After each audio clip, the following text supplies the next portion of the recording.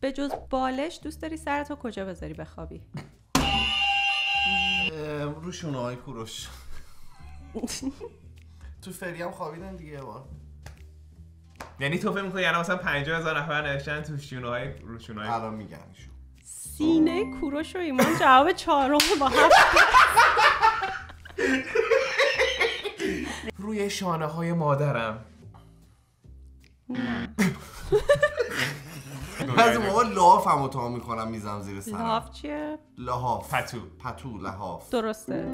جواب سوم پتوه با 9% رای. نوکرتونم به قرآن. روی رون پای یار. اگر پای رونای درسته. باریکلا کماندو. جواب باریکلا. اول با 37% رای پای پارتنر و مادر. روی سینه یکی بذاری سر تو بخواب. جواب دوم ببین سینه است، درست گفتی. ترین روال ترین جاه.